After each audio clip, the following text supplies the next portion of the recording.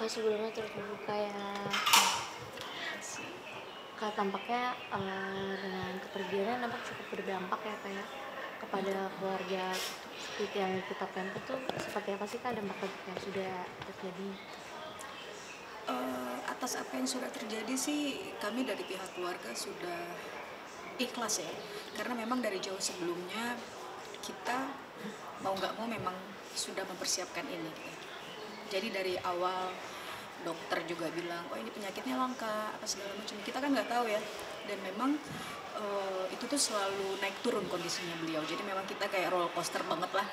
Hari ini kita bisa ketawa bareng-bareng, besok tiba-tiba dokter bilang begini drop, ya kita ikut lemes apa segala macam. Jadi memang apa dari almarhum sendiri juga kan sudah berusaha menenangkan kita malah.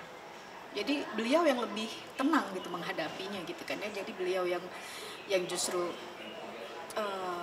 bilang ke Fatih itu kamu harus lebih siap, kamu harus mempersiapkan diri kamu, kita semua harus mempersiapkan diri kita gitu, karena kita nggak tahu siapa yang bakal duluan meninggal.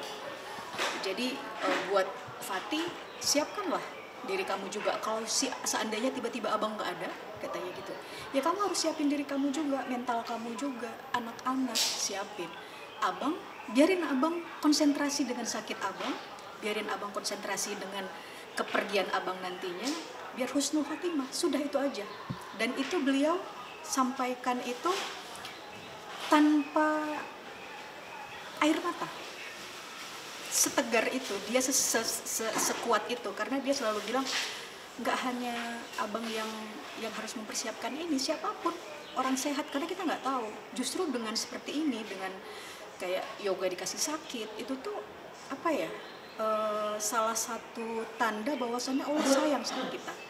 Kita dikasih kesempatan untuk mempersiapkan sebelum kita meninggal gitu kan ya, walaupun mungkin kita nggak tahu meninggalnya kapan, tapi dengan adanya dikasih satu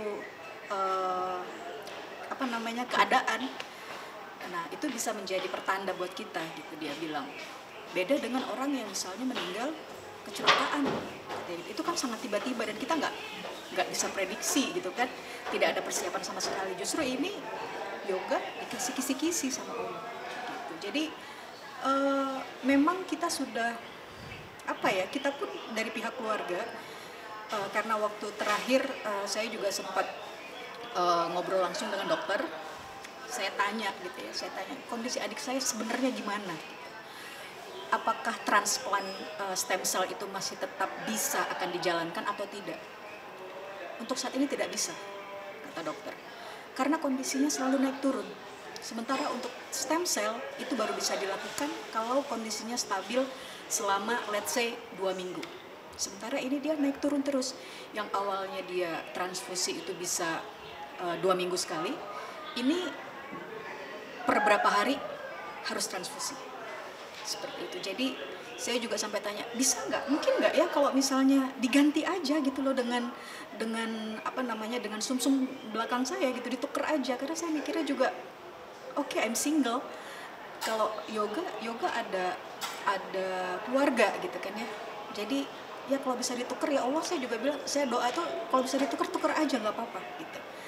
Tapi ya sejak saat itu, pada saat dokter juga bilang dibawa pulang aja, ya itu gimana ya, saya sampaikan ke keluarga saat itu setelah saya berbicara dengan dokter, karena dokter waktu itu memilih tidak menyampaikannya ke istrinya langsung. Jadi akhirnya saya ngobrol dengan dokter, tapi mau nggak mau saya harus sampaikan.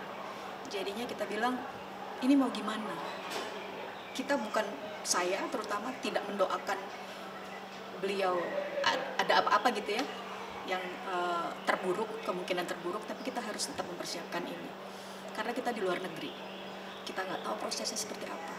Kalau tiba-tiba dia harus dipanggil pada saat kita semua ada di sini, apa langkahnya yang harus kita lakukan gitu kan, karena proses apa namanya, pembawaan jenazah dari luar negeri itu nggak gampang yang saya tahu gitu. Terus akan seperti apa, mau kita bawa kemana, mau kita bawa ke Medan kah, atau mau kita bawa balik ke Jakarta? Di Jakarta kita mau makamin di mana, itu kami sudah membicarakan itu. Jadi walaupun kita nggak tahu kapan pada saat saya balik ke Jakarta, saya minta tolong dengan Bang Oki Rengga, karena kebetulan beliau tetangga saya, kita satu komplek. Jadi saya bilang, Bang Oki, saya mau minta tolong, kondisi yoga seperti ini. Dokter bisa dibilang angkat tangan, gitu kan ya. Saya mau minta tolong dicarikan pemakaman. Tolong dicarikan pemakaman yang dekat dengan rumah, yang tempatnya enak, dalam arti akses juga gampang, tidak banjir, yang terbaik lah. Setelah itu saya minta tolong nanti seandainya ada apa-apa, tolong disewakan tenda. Kita sama-sama orang Medan, kita tahu bagaimana prosesi di Medan, bagaimana cara kita menghormati jenazah terakhir. Tolong disiapkan. Saya bilang, di rumah saya ini ada kasur lipat yang nanti bisa dipakai, ada kain panjang. Kita juga memang sudah selalu mempersiapkan dari mama itu. Mama selalu siapin bawa jarik itu ya, kain panjang itu. Ada 7 ada di sini, nanti saya siapin, saya taruh di luar kamar. Saya bilang, kalau saya ada di Jakarta, saya yang akan urus sendiri. Tapi kalau kita nggak tahu situasinya bagaimana, kalau misalnya beliau nggak ada pada saat saya juga lagi sedang di Malaysia, saya minta tolong Bang Oki yang urus. Iya Kak, katanya. Makanya pada saat almarhum tidak ada, saya juga langsung telepon Oki, Bang Oki, udah nggak ada dia. Tak tolong yang kayak kemarin ya, sama seperti yang sudah kita rencanakan kemarin. Jadi memang kita sudah persiapkan, walaupun kita nggak tahu kapan, tapi tetap aja susah ya. Apa ya ikhlas, tapi ada sedih lah, pasti luka gitu ya, ada. Cuman ya dengan adanya cerita-cerita tentang beliau yang muncul setelah beliau nggak ada, itu cukup menghibur juga bagi kami para keluarga ya, terutama istrinya. Itu cukup menghibur, oh ternyata, karena banyak yang kita nggak tahu apa yang beliau perbuat selama ini gitu. Jadi ketika cerita-cerita itu muncul, itu cukup menghibur buat kita gitu. Dan cerita ini kan juga ada datang dari istrinya yang katanya melamun. Di awal-awal iya gitu ya, jadi sering nangis, walaupun kita kumpul nih bareng-bareng gitu kan, kita kumpul bareng-bareng, tapi ya kita tahu kayak pikirannya nggak ada di situ, cuman fisiknya aja yang ada, tapi kita tahu pikirannya kemana gitu kan ya. Nanti dia buka video-video zaman dulu, cerita zaman dulu, nanti dia nangis sendiri, nanti tiba-tiba dia connect lagi sama kita ngobrol lagi gitu ya. Kita dari pihak keluarga berusaha menciptakan suasana yang it's like nothing happen gitu ya, biar semuanya normal lagi, anak-anaknya juga nggak sedih, kondisi istrinya juga ya, kita berusaha untuk mengalihkan itu, tapi ya pasti itu tidak bisa teralihkan lah. Pelan-pelan, yang namanya grieving itu kan memang pelan-pelan ya, kita nggak bisa bilang sabar ya, ikhlas ya. Pasti sudah sabar iya, ikhlas iya, tapi itu harus semuanya dilewati, dan memang hanya waktu yang bisa menyembuhkan.